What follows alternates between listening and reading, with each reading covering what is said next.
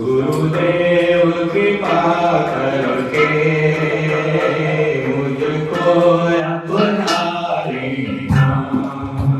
गुरुदेव कृपा करके मुझको अपना लेना। करुणा निधि नाम तेरा करुणा बरसाओ तुम। करुणा निधि नाम तेरा करुणा बरसाओ तुम। सोए हुए भाग्य को हे नाथ जगाओ तुम। सोए हुए भाग्य को हे नाथ जगाओ तुम। हे नाथ जगाओ तुम। हे नाथ जगाओ तुम। मेरी नाव लहरों में उसे पार लगाए ना। मेरे नाव भंवर डोले उसे पार लगा देना। गुरुदेव कृपा करके मुझको अपना लेना। गुरुदेव कृपा करके मुझको अपना लेना।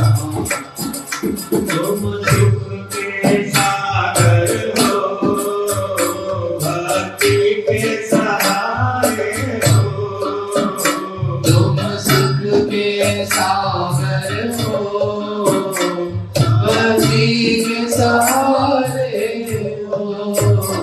मेरे मन में समाये हो मुझे प्राण से प्यारे हो। मेरे मन में समाए हो मुझे प्राण से प्यारे हो। मुझे प्राण से प्यारे हो। मुझे प्राण से प्यारे हो। गुरुदेव कृपा करके मुझको अपना लेना।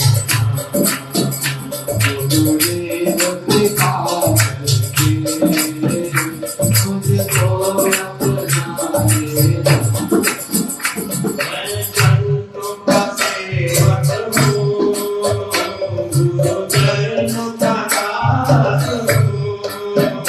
मैं संतों का सेवक हूँ गुरु चरणों का दास हूँ। मेरी याद भुलाना मुझे इस जग में अकेला हूँ। नहीं याद भुलाना मुझे इस जग में अकेला हूँ। इस जग में अकेला हूँ। इस जग में अकेला हूँ। तेरे द्वार का भिखारी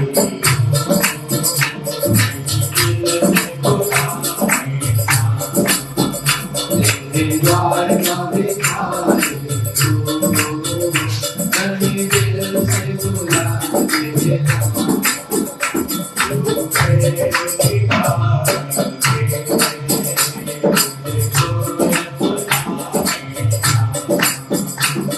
गुरुदेव कृपा करके मुझको अपना लेना। मैं शरण पड़ा तेरी चरणों में जगा देना। मैं शरण पड़ा तेरी चरणों में जगा देना। चरणों में जगा देना। चरणों में जगा देना। गुरुदेव कृपा करके मुझको अपना लेना।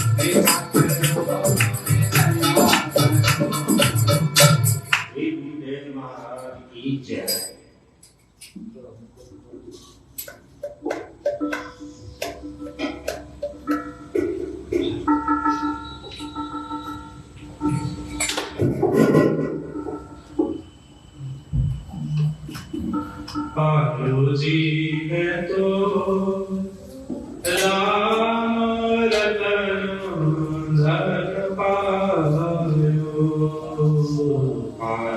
जी मैं तो राम रतन धन पायो जी मैं तो कृष्ण रतन धन पायो जी मैं तो कृष्ण रतन धन पायो वस्तु अमूलक दीने सतगुरु वस्तु अमूलक दीने सतगुरु वस्तु अमूलक दीने सतगुरु वस्तु अमूलक दीने सतगुरु कृपा कर अपनायो कृपा करो जी मैं तो राम रतन धन पायो जी मैं तो राम रतन धन पायो जी मैं तो कृष्ण रतन धन पायो जी मैं तो कृष्ण रतन धन पायो जन्म जन्म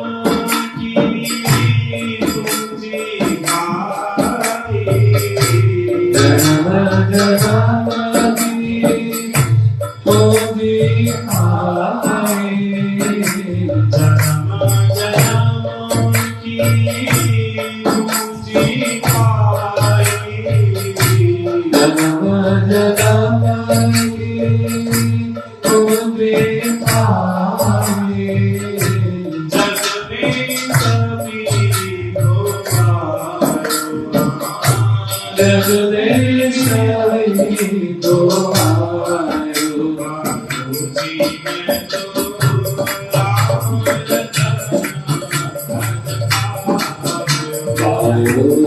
मैं तो राम रतन पायो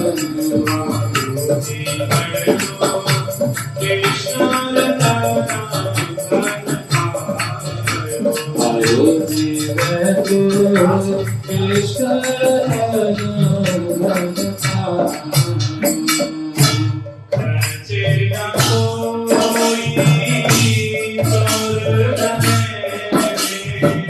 कोई स्वर्ग सिंह कोई स्वर्ग चेना कोई स्वर्ग ऐसे न कोई स्वर्ग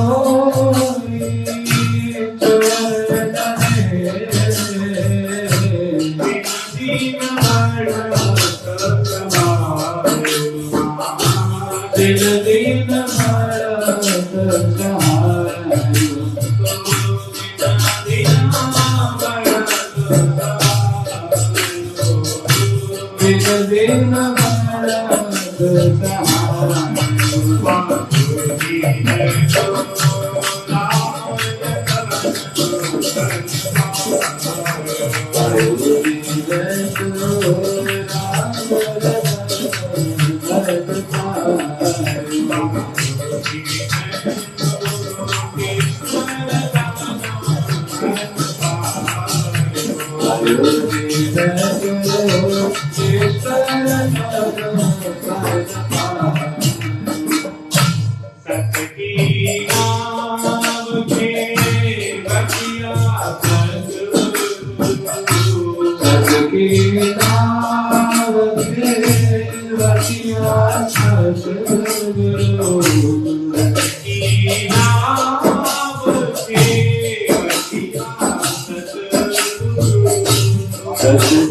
सहायो दिन दिन मरत किया सदगुरु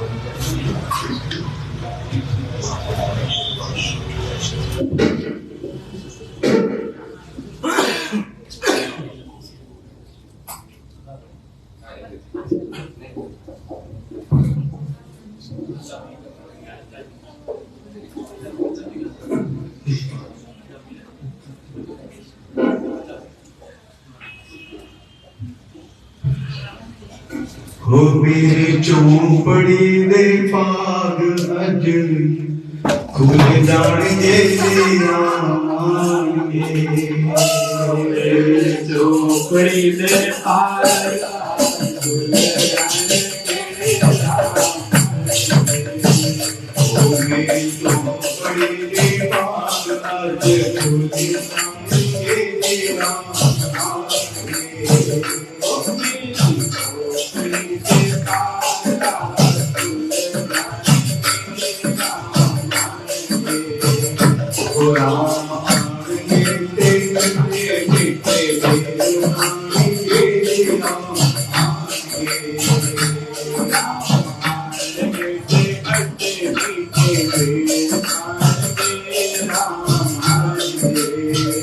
राम आएंगे ते खट्टे मीठे बेर खाएंगे जे राम आएंगे। राम आएंगे ते खट्टे मीठे बेर खाएंगे राम आएंगे। ओ मेरी झोपड़ी के बाग आज खुल जाएंगे जे राम आएंगे। मेरी झोपड़ी के पार आज खुल जाएंगे ते राम आएंगे। ओ राम विच आए सुन सुन के राम विच आए सुन सुन के। ओ मैं तां खट्टे मीठे बेर आई सुन के। मैं तां खट्टे मीठे बेर आई सुन के। ओ राम विच आए सुन सुन के राम वन विच आए सुन सुन के। मैं तां खट्टे मीठे बेर आई सुन के। मैं तां खट्टे मीठे बेर आई सुन के। ओ मेरी सेवा विच रुचि रुचि हो जाएंगे जे राम आएंगे। मेरी सेवा विच रुचि रुचि हो जाएंगे राम आएंगे। ओ मेरी झोपड़ी के बाग आज खुल जाएंगे जे राम आएंगे। झोपड़ी के पार आज खुल जाएंगे राम आएंगे। ओ राम आएंगे ते खट्टे मीठे बेर खाएंगे जे राम आएंगे। राम आएंगे खट्टे मीठे बेर खाएंगे राम आएंगे। ओ मेरी पूजा पाठ लागे कोई बात नहीं। मैं तो पूजा पाठ लागे कोई गल नहीं। ओ मेरे विच होने वाली कोई गल नहीं। मेरे विच होण वाली कोई गल नहीं।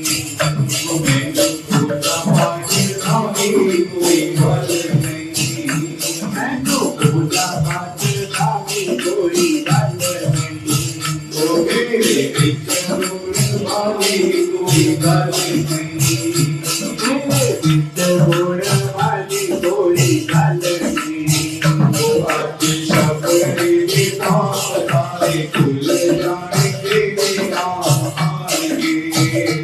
आज सबरी के पास सारे खुल जाएंगे राम आएंगे।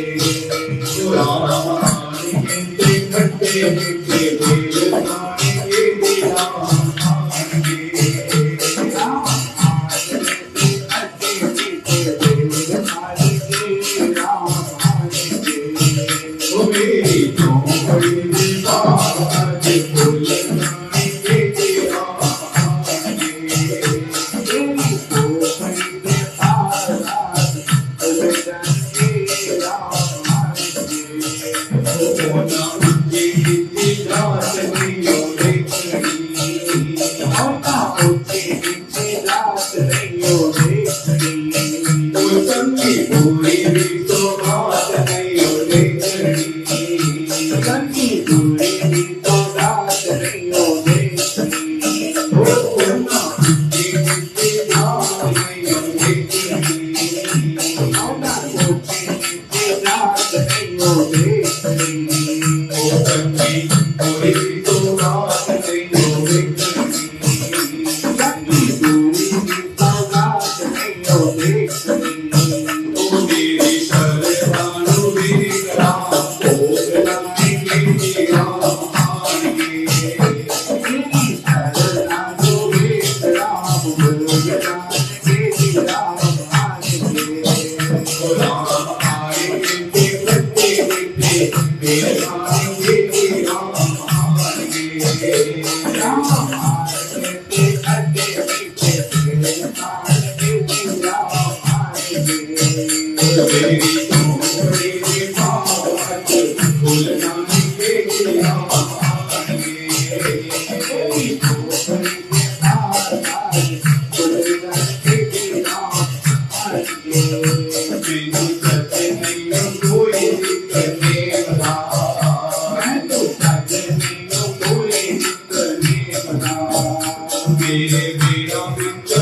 मेरे प्रेम का मेरा विचरत मेरे प्रेम का कोई तो सचे नहीं हो कोई बिसरे बता मैंने सच नहीं हो कोई विचरे बता मेरे तेरा विचरत मेरे प्रेम का मेरा विचरत मेरे प्रेम का आज तेरे मेरे उम्र जाए फूल जाए तेरे राम आए आज मेरे हो सारे फूल जाने तेरे राम आने राम आए के गट्टे के तेरे माने तेरे राम आए राम आने के अटे पीछे तेरे आने तेरे राम आने मेरी चौपड़ी में कागज फूल जाने तेरे राम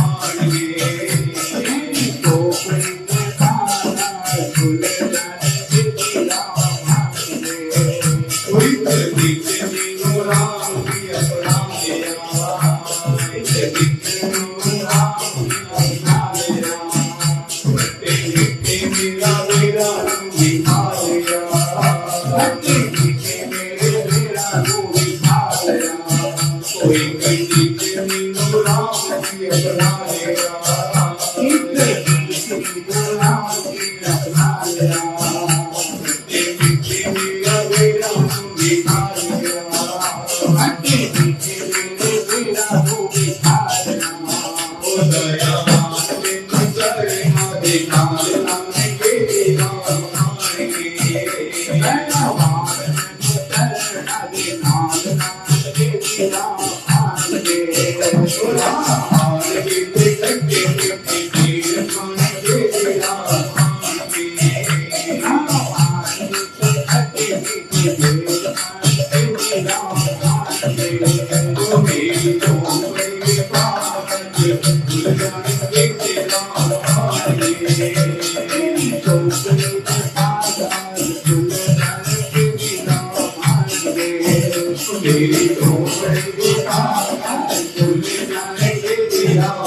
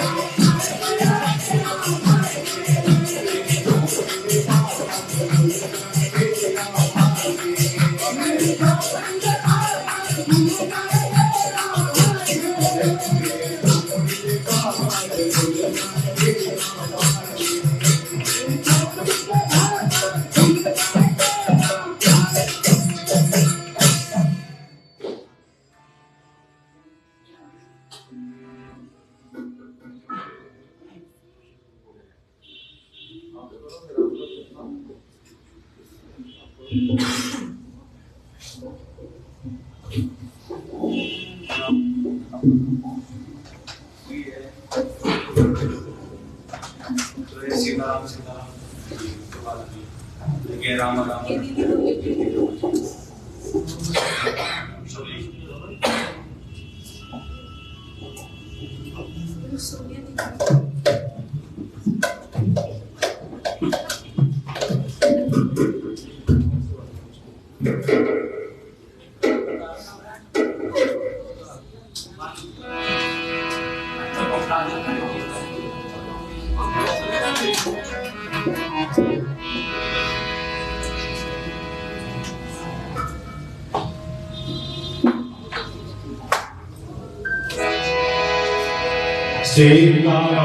सीताराम सीताराम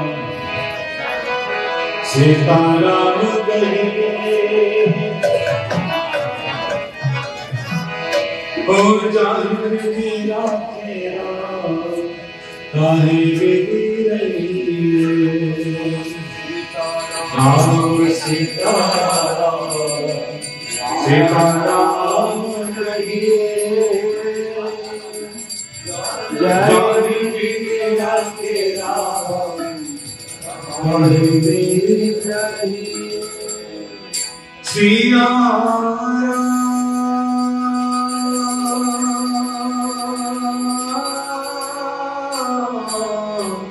श्री राम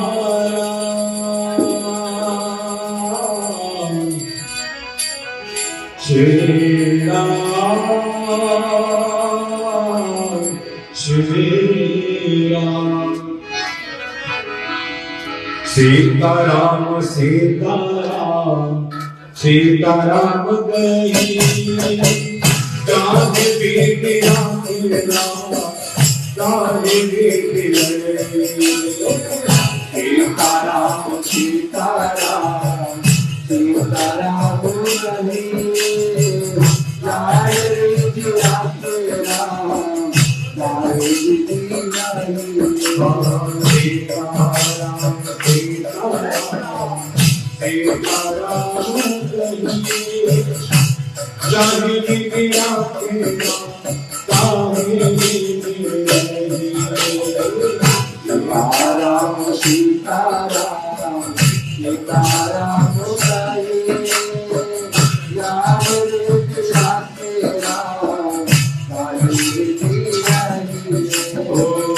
दुख में राम राम से बात दुख में राम से बात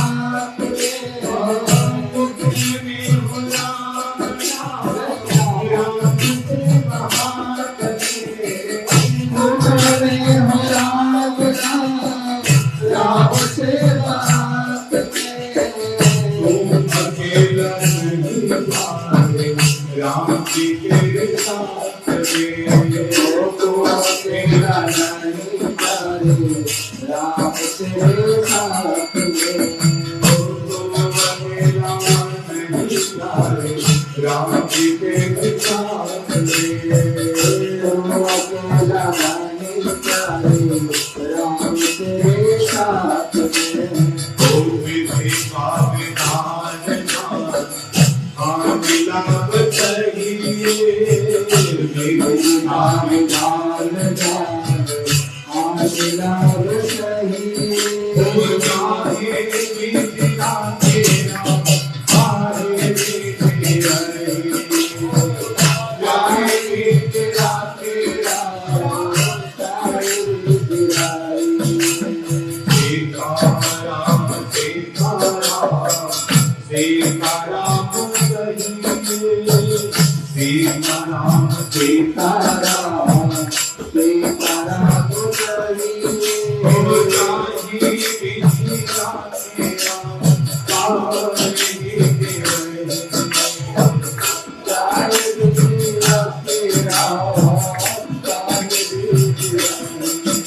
ओ सीताराम सीताराम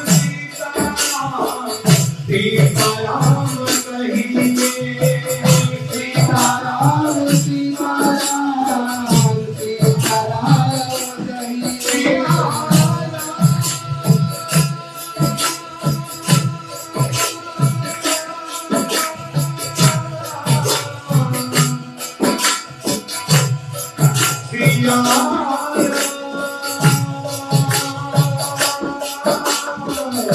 कहिए सीताराम सीताराम सीताराम कहिए चाहे विधि राखे राम काहे बेटी रही सीताराम सीताराम सीताराम कहिए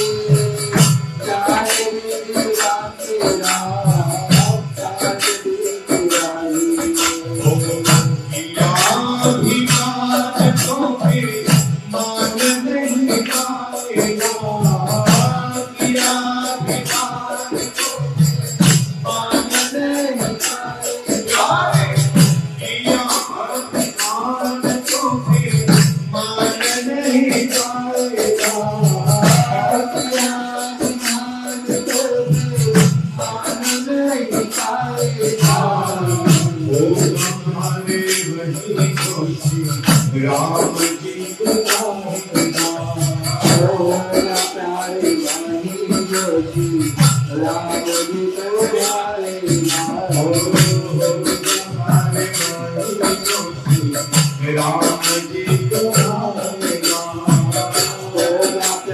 बनी ज्योति राम जी को आएगा। पल आशा चाल शुभ कर्म करते रही। पल आशा चाल शुभ कर्म करते रही। कोई काहे भी आगे काहे भी रही। काहे भी आके काहे भी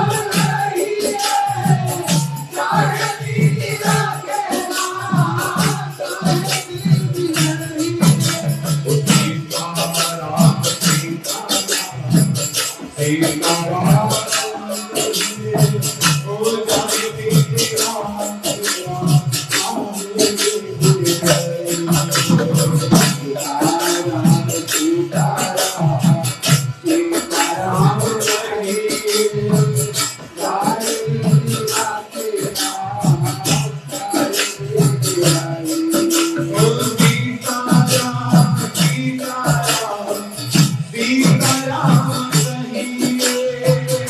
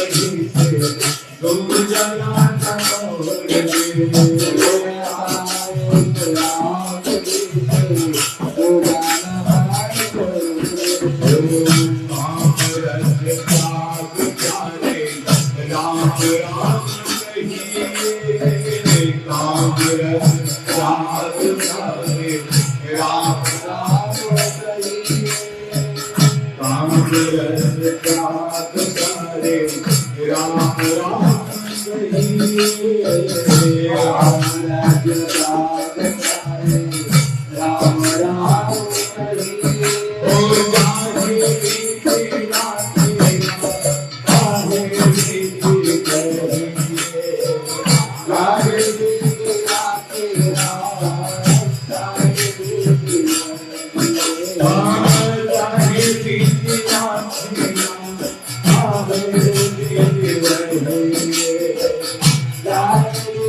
राखे काहे रीति कहिए सीताराम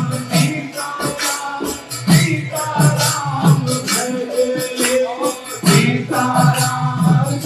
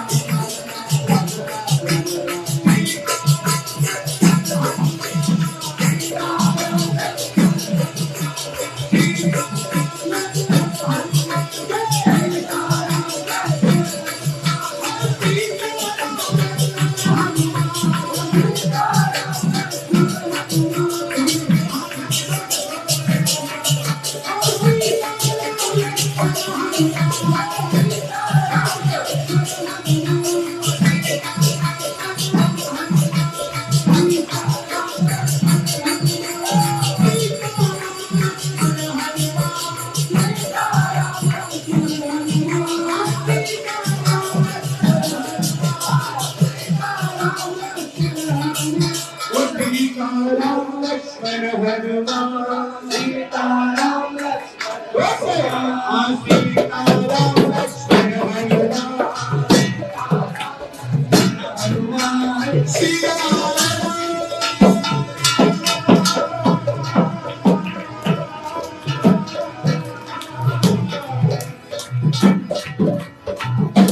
सीताराम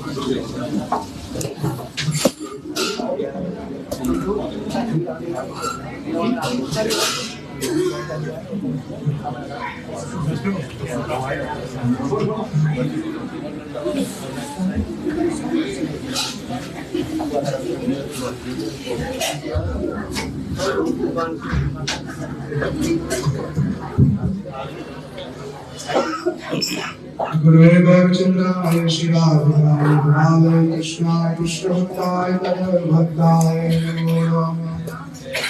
विष्णुपाद पद्म की जय, विष्णुपाद की जय, सरस्वती परंपरा की जय, श्री राम माधव जो की जय, श्याम रामचंद्र की जय।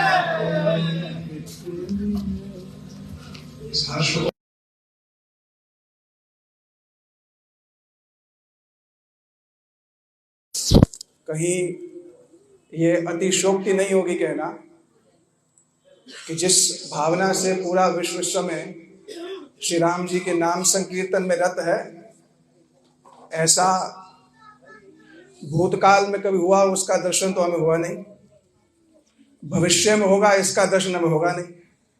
तो वर्तमान में हमें समग्र सृष्टि ही श्री राम जी के नाम संकीर्तन में रत दिख रही है।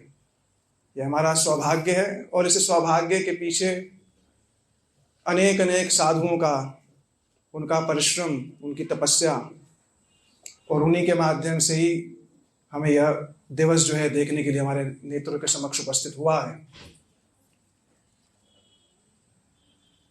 इसके बहुत से कुछ राजनीतिक पक्ष भी हो सकते हैं राम मंदिर के, इसके अलग अलग विचार हैं, पर विशेष करके वैष्णवों के लिए इस राम मंदिर का क्या महत्व है, वैष्णव लोग इस राम मंदिर की प्राण प्रतिष्ठा को किस दृष्टि से देख रहे हैं।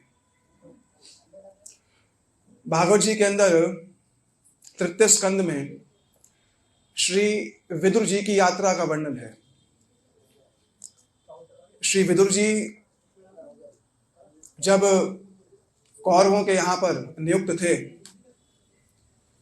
तो उस समय दुर्योधन के वचन थे कि इस दासी पुत्र ने हमें शिक्षा देने का कोई अधिकार नहीं है इसको। तो वहां सुखदेव गोस्वामी ने कहा कि स्वयं धनुर्धारी निधाय माया। विदुर जी समझ गए यह भगवान की ही कहीं कुछ एक स्थिति उत्पन्न की है, जिसके फलस्वरूप मैं अब इन कौरवों का संग छोड़कर क्या करूंगा, मैं अब तीर्थयाटन करूंगा। तो जब तीर्थयाटन करने गए तो वहां विदुर जी ने एक बात कही, अन्यानि चहि दिव द्विज देवो यद कृष्णा दर्शनात् अनुस्मरंती। कह रहे मैं भारतवर्ष के अनेक अनेक तीर्थों में गया और उन अनेक तीर्थों में जाकर के मैंने श्री भगवान के अनेक अनेक विग्रहों का दर्शन किया और उन सभी विग्रहों का दर्शन करके स्वतः ही मेरे मन में भगवान की स्मृति उदित हुई। इस संसार के अंदर जितना भी भगवान से इतर वस्तुएं, भगवान से अलग वस्तुएं, वो सब भगवान की विस्मृति कराती हैं। केवल मठ और मंदिर ही हैं वो भगवान के स्मृति केंद्र हैं। विदुर जी ने कहा यद दर्शनात् कृष्णम अनुस्मरंती, वहां मेरे को उनको देख करके भगवान की स्मृति होती। तो वैष्णवाचार्यों के लिए इस प्राण प्रतिष्ठा का विशेष महोत्सव क्या है कि आज से तकरीबन अगर गणना की जाए तो कोई 2 करोड़ साल पहले श्री रामचंद्र जी का आविर्भाव हुआ था, कम से कम। उसकी गणना कुछ इस प्रकार है कि कलयुग की जो अवधि होती है वो होती है 4,32,000। द्वापर की अवधि में आप 4,32 और जोड़ दीजिए, कितना हो गया 8,64। त्रेता की अवधि में 4,32 और जोड़ दीजिए, कितना हो गया 12,96। और उसमें 4,32 और जोड़ दो, कितना हो गया 17,28। ये 17,28,000 वर्ष का एक चतुर्युग होता है। इन 17,28,000 वर्ष को 71 से गुणा कर दो, कैलकुलेटर फेल हो जाएगा, करने की जरूरत नहीं है, कोई आवश्यकता भी नहीं है। उतना होता है एक मनवंतर। ब्रह्मा जी के ऐसे दिन में 14 मनवंतर होते हैं, 14 मनवंतर ऐसे होते हैं। उस 14 मनवंतर में हम हैं इस समय 7वें मनवंतर में, वैवस्वत मनु के। इस वैवस्वत मनु के मनवंतर की कौन सी चतुर्युगी है ये? 28वीं। 71 चतुर्युग में से 28वीं चतुर्युगी में हम लोग बैठे हैं इस समय। इस 28वीं चतुर्युग के त्रेता में रामचंद्र नहीं आए थे। कब आए थे? 24वीं चतुर्युगी की त्रेता में। तो अगर कैलकुलेट करेंगे तो कहीं कुछ 2.25 करोड़ वर्ष पहले, 2.25 करोड़ वर्ष पहले इस धराधाम पर, इसी अयोध्या भूमि में, जिसे योगपीठ कहा जाता है, योगपीठ माने जहां श्री भगवान का इस भूमि से मिलन होता है, जहां वो संयुक्त होती है, युक्त होती है, इस स्थान पर श्री रामचंद्र का मंगलमय आविर्भाव हुआ था। पर 2.25 करोड़ वर्ष बाद भी आज राम सबके हृदय में जागृत हैं। क्यों? क्योंकि राम को अपने हृदय में जागृत रखने वाले ऐसा संत समाज, ऐसा वैष्णव समाज अभी भी राम को अपने हृदय में जागृत किए हुए है और पुनः पुनः इस मानव जाति में उस राम और श्री कृष्ण की चेतना का संचार जो है करता रहता है। 2.25 करोड़ वर्ष पहले राम आए, कितनी परंपराएं चली गई, कितनी सिविलाइजेशंस खत्म हो गई, आए गए, पर राम आज भी बने हुए हैं। यही है सनातन। सनातन यही है। श्री भगवान मत्स्य अवतार लेते हैं ना सृष्टि के अंत में, तो केवल 2 चीज की रक्षा करते हैं। अष्टम स्कंद इस बात का प्रमाण है। एक रक्षा करते हैं वेद की और एक रक्षा करते हैं सप्तऋषियों की। सप्तऋषियों और वेदों की रक्षा करते हैं। क्यों? क्योंकि उन वेदों को हृदय में धारण करके ही पुनः सृष्टि जो है की जाती है। तो आज पूरे के पूरे मानव समाज के लिए, केवल आर्य भूमि में रहने वाले लोगों के लिए नहीं, संपूर्ण मानव समाज के लिए एक विशेष उत्सव जो है भगवत कृपा से हमारे नेत्रों के समक्ष प्रकट हुआ है। कहने को तो इसमें बहुत सी बातें हैं। अगर आप श्री रामचरितमानस का पाठ करने जाएंगे तो उसमें श्री गोस्वामी जी ने श्री राम जी के जन्म से पहले की जो भूमिका वहां पर रखी है कि जितने भी अधर्म थे वो सारे के सारे अधर्म श्री राम जी के जन्म से पहले उपस्थित थे। जहां पर भी कहीं धर्म इत्यादि होता था, स्पष्ट रूप से असुरों की आज्ञा थी कि जाकर के धर्म को नष्ट कर दो, साधुओं की कुटियाओं को जला दो, गौ ब्राह्मण साधु इत्यादियों पर अत्याचार करो। ये उस समय की स्थिति थी। उस स्थिति में जब समस्त देवताओं ने विचार किया कि भगवान का आवाहन हम लोग कैसे करेंगे, तो आवाहन करने के लिए सबने अपने अपने मत दिए। किसी ने कहा श्री भगवान कहाँ रहते हैं? वैकुंठ में रहते हैं। किसी ने कहा भगवान कहाँ रहते हैं? योगियों के हृदय में रहते हैं। पर कोई निष्कर्ष पे नहीं आ रहा था, कोई निर्णय नहीं ले पा रहा था इस बात का कि भगवान की वास्तविक स्थिति क्या है। जो वैकुंठ वाले भगवान है वो हम जैसे लोगों के लिए सहज सुलभ नहीं है। जो वैकुंठ में रहने वाले भगवान हैं वो हम लोगों के लिए सहज सुलभ नहीं है। अंतर हृदय में रहने वाले परमात्मा भी हमारे लिए सहज सुलभ नहीं है। तो वही जो वैकुंठीय क्षेत्र में, अपने क्षेत्र में जो विराजित है वो भगवान, और जो अंतरात्मा रूप में जो रहते हैं वो भगवान, वही हमारे सामने श्री विग्रह के रूप में प्रकाशित होता है। ये जो विग्रह प्रतिष्ठा है ये वैज्ञानिक है, ये कोई किसी मत का परिवर्तन नहीं है। ये प्राण प्रतिष्ठा कहते हैं इसको। प्राण प्रतिष्ठा का अर्थ क्या है? जिसके हृदय में श्री भगवान जागृत हो गए हैं, ऐसा साधु, ऐसा वैष्णव जिसने हृदय में श्री भगवान से अपने संबंध को प्राप्त कर लिया है, वही ही अपने हृदय में विराजित श्री भगवान को विग्रह में प्रतिष्ठित करता है। इसी को कहते हैं प्राण की प्रतिष्ठा। प्राण आछे चार जे हेतु प्रचार। प्राण प्रतिष्ठा कौन करेगा? जिसके हृदय में स्वयं भगवान जो है जागृत हो गए हैं। तो हम सब संपूर्ण भारतवासियों के लिए विशेष करके आज मंगलमय उत्सव है। रामायण के केवल 3 पक्ष कह करके मैं अपनी बात शेष करूंगा।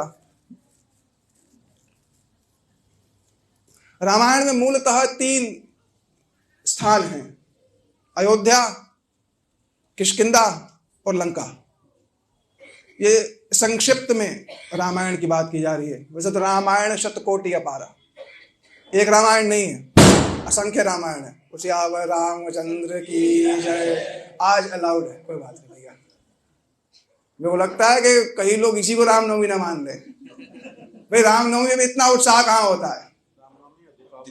दीपावली मान ले इसको ही भैया कि भाई दिवाली आ गई, नेशनल हॉलिडे करने वाले हैं अगली बार ये, बोले भैया छुट्टी है तुम्हारी सबकी।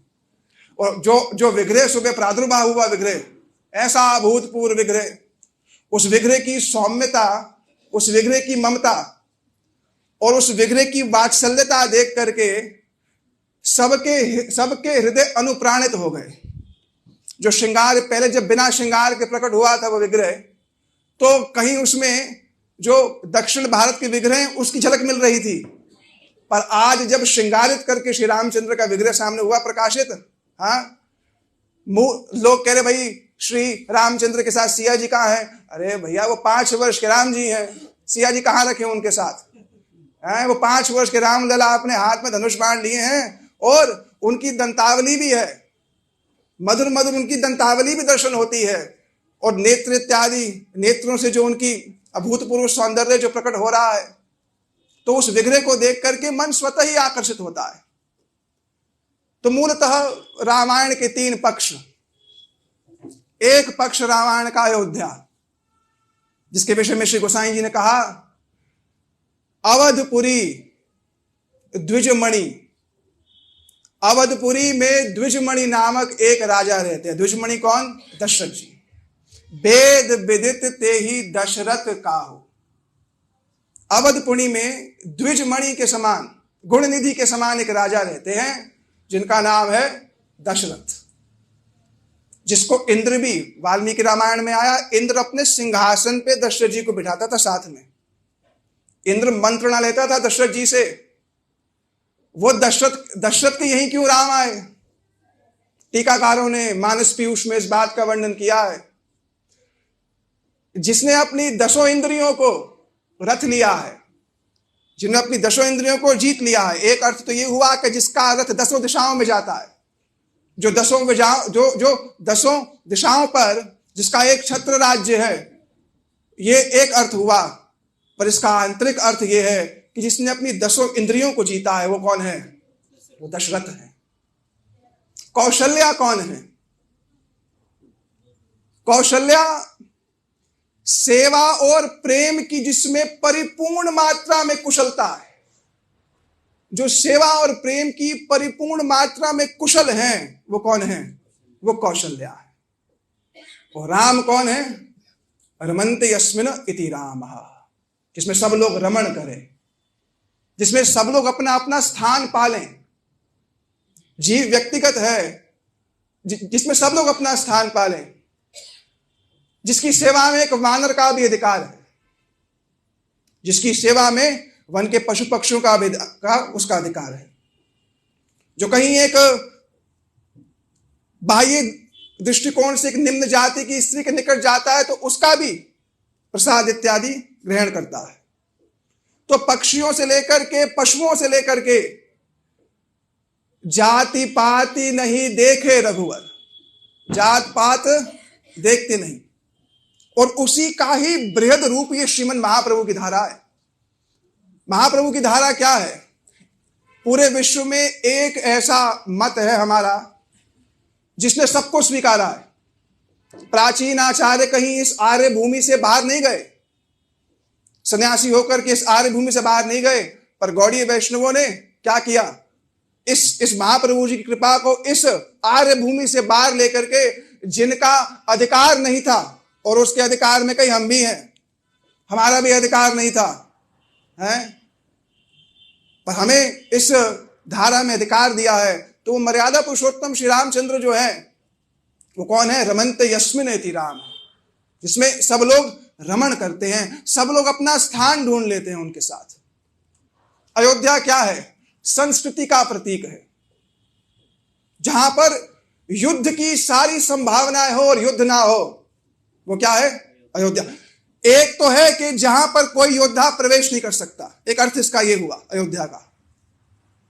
पर एक अर्थ ऐसा है जहां पर युद्ध की सारी संभावना है। कैसे? एक रात्रि पहले कहते हैं कल सुबह आपका अभिषेक होगा, है, तैयार रहिए, ठीक है।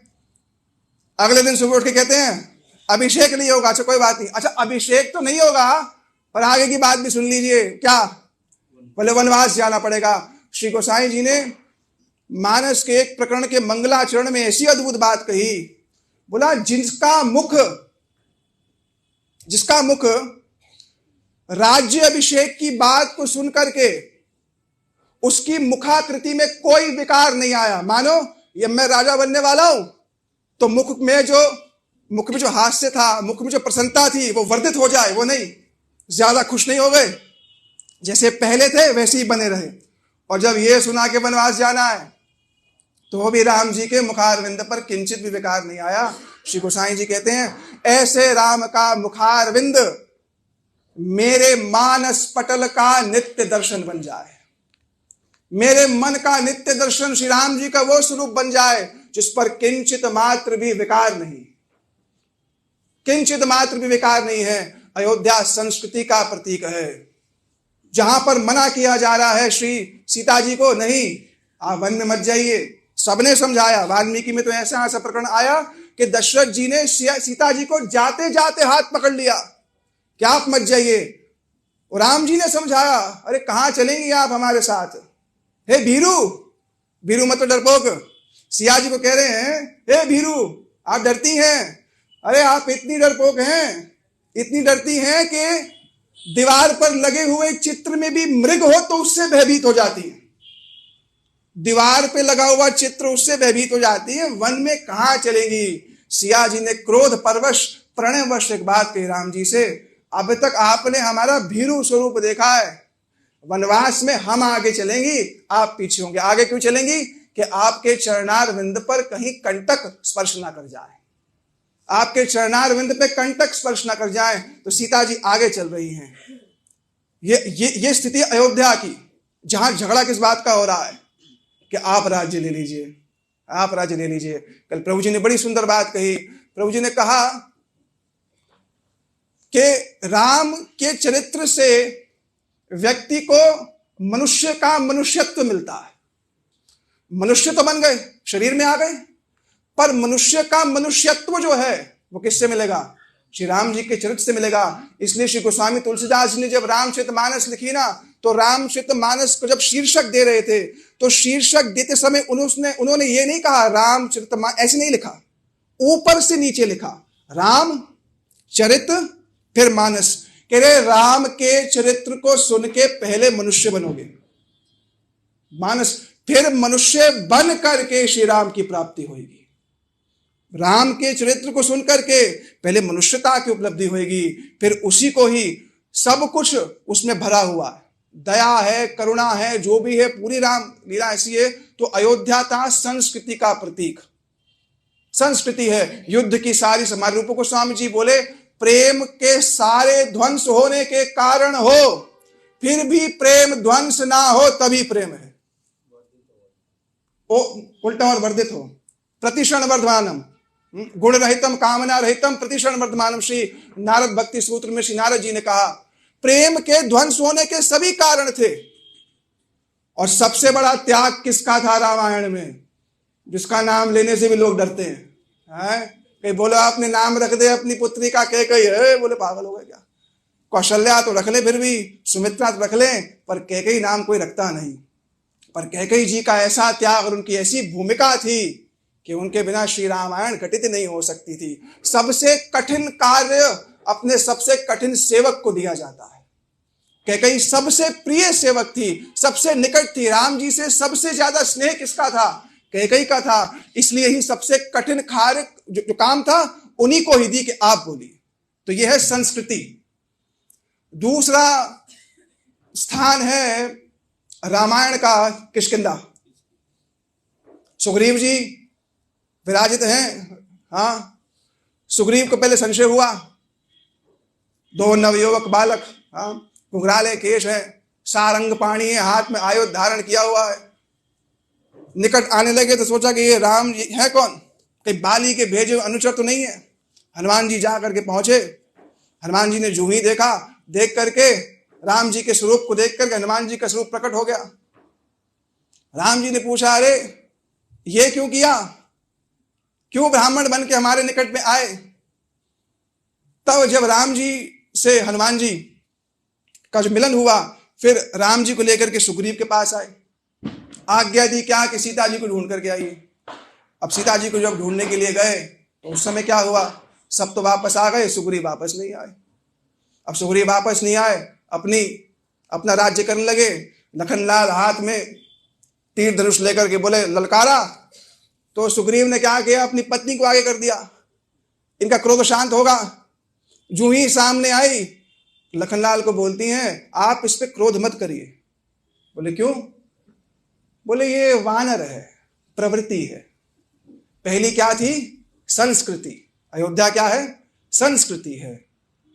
किष्किंधा क्या है? वो प्रवृत्ति है, जैसे जीव की प्रवृत्ति है, थोड़ी देर भजन, उसके बाद फिर वही मन ने कुंजर सोच बता, यही बिल्कुल स्थिति है। वो अपना भजन करता है, थोड़ी देर बाद फिर वही जाता है।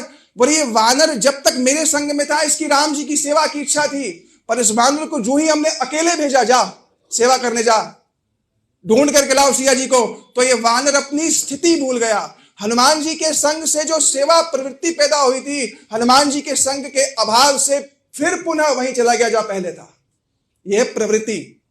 तो प्रवृत्ति को संस्कृति में बदलना है, प्रवृत्ति को संस्कृति में बदलना है। और अंतिम सोपान रामायण का है दुष्कृति, जहां कोई मतलब नहीं किसी को किसी से। और दुष्कृति कौन है? रावण। लंका का एक नियम था, वाल्मीकि पढ़े तो बड़ी अजीब, बड़ी अच्छा, रावण के सौंदर्य का बड़ा वर्णन किया। ऐसा काव्य है वाल्मीकि जी का कि रावण भी बड़ा सुंदर लग रहा है, सौंदर्यशाली ही था, वो कोई सामान्य नहीं था। तो रावण ने क्या कहा था, मनुष्य जी इस देह का लक्ष्य है केवल भोग करना, बस। ये देह किसके लिए मिली है? शरीर के भोग करने के लिए मिली है, बस। ये है दुष्कृति। तो संस्कृति है, प्रवृत्ति है और दुष्कृति है। राम जी ने जब रावण को मारना, तो उससे एक रात्रि पहले राम जी ने पर्वत के ऊपर खड़े होकर देखा, देखो तो सही क्या कर रहा है, पता तो है इसने जाना है। क्या कर रहा था? रावण ने अपने स्वरूप के हजारों विस्तार कर लिए। भगवत गीता भी इस बात को कहती है कि जितना भय बढ़ता है ना, सबको पता है कि शरीर छूटने वाला है, तो शरीर छूटने से पहले जिसकी ये वृत्ति है कि मैं सब कुछ भोग कर लूं, बस। कुछ लोग कहते हैं भैया मरना तो है एक दिन, खा पी के मरो, जब तक जियो खूब जियो, कर्जा करके घी पियो। तो वही उसकी स्थिति थी। तो उसने क्या किया, अपने स्वरूप का विस्तार करना शुरू कर दिया। स्वरूप का ऐसा विस्तार किया, अपने स्वरूप से पहले अनेक रावण प्रकट किए, फिर अपने ही स्वरूप से अनेक स्त्रियां प्रकट कर ली। उन सब के साथ विहार कर रहा है। राम जी लखन जी को कहा, देखो क्या हो रहा है, कल सुबह जाना है इसने, कल सुबह इसने जाना है, हमारे हाथों में इसकी मृत्यु है। पर इसकी स्थिति देखो, विभीषण जैसे भी इसके मन को नहीं परिवर्तित कर पाए। लंका तो उसी दिन नष्ट हो गई थी जिस दिन वैष्णव अपराध विभीषण के रूप में हो गया था रावण से। तो आज मंगलमय उत्सव राम जी का, हमें शिक्षा लेनी है, शिक्षा लेनी है इस चीज से कि जो जो गुण श्री राम लीला में हमारे निकट, हमारे समक्ष प्रस्तुत होते हैं, उन सभी गुणों पर हम लोग जो है वह विचार करें। राम जी की एक चौपाई कह करके मैं शेष करता हूँ। लक्ष्मण जी ने पूछा एक दिन कि आप बताइए प्रभु, भक्ति किस तरीके से प्राप्त होगी, भजन का मार्ग क्या है? राम जी ने कहा कि मोहे छल कपट छिद्र न भाव, निर्मल मन जन सो मोहे पावा, मोहे छल कपट छिद्र न भावा, सरल स्वभाव ना मन कुटिलाई, यथा लाभ संतोष सहाय, और यही आचरण बस में भाई। लक्ष्मण जी ने कहा बस इतनी सी बात है भाई, भक्ति की व्याख्या करने जाओगे तो बहुत बात करोगे। राम जी ने कुछ 10 या 12 चौपाई में सारी बात कह दी, वहां पर 10-12 चौपाई में बात कह दी। बोले देखो, निर्मल मन जन सो में पावा, इसकी व्याख्या में कह रहे हैं निर्मल मन ना हो वो इतनी बड़ी बाधा नहीं है, मन शुद्ध ना हो वो इतनी बड़ी बाधा नहीं है, पर मोहे कपट छल छिद्र ना भावा वो बड़ी बात है। मन साफ नहीं है ये तो पता ही है, मन की स्थिति साफ, मन मलिन है इसमें क्या संदेह है, पर मोहे छल कपट छिद्र ना भावा ये विचार करने की बात है। और यही आचरण, बोले इस सरल हृदय से भजन करने पर लखनलाल जी मैं जो है उसके वशीभूत जो है हो जाता हूं। तो आज श्री राम जी का मंगलमय आविर्भाव है, उल्लास की स्थिति चल रही है। अब ये त्रेता की छाया कब तक चलेगी पता नहीं भैया, पर अभी तक तो है, अभी तक तो ये छाया चल रही है। ये तिथि हमें कुछ शिक्षा दे जाए, इस तिथि का कुछ विचार करके कुछ ग्रहण कर लिया जाए तो मेरे को लगता है कि इतने साधु संतों का जो इतने वर्षों से एक प्रयास था जिसकी कल्पना भी नहीं कर सकते। 2018 में मैं गया अयोध्या और वहां जहां चरु प्रकट हुआ, जहां से खीर प्रकट हुई, अग्निदेव, वाल्मीकि जी ने कहा है कि परब्रह्म स्वयं श्री रामचंद्र ही परब्रह्म के रूप में आकर खीर दिया है। तुलसीदास जी कह रहे नहीं अग्निदेव आए हैं, और तुलसीदास जी कह रहे हैं एक वो प्रकटा कलश, वाल्मीकि जी कह रहे हैं 2 कलश प्रकटे। यहां तक के हनुमंत नाटिका में तो यहां से कह दिया हनुमान जी का जन्म भी उस चरु से हुआ है। गरुड़ ने आकर के उस चरु में से एक अंश लिया और जाकर के अंजना के हाथ में गिराया, उसको पा करके ही श्री उनका जन्म हुआ है। और हनुमंत नाटक का सबसे पहला, हनुमान जी की सबसे पहली रामायण है। तो बातें हैं। गया मैं उनके पास, मैंने कहा मैं रामचरितमानस का थोड़ा पाठ कर रहा था। बोले कहाँ से आए हो? हमने कहा आए तो यहीं से है, हरियाणा से, फरीदाबाद से आए हैं, पर कभी कभी वृंदावन भी रहते हैं। तो बोले क्या माहौल है? मैं कहा वहां तो चल रहा है जो चलता है। तो मैं कहा यहाँ क्या माहौल है? हैं? मैं कहा राम जी के दर्शन करने जा रहे हैं। मैं कहा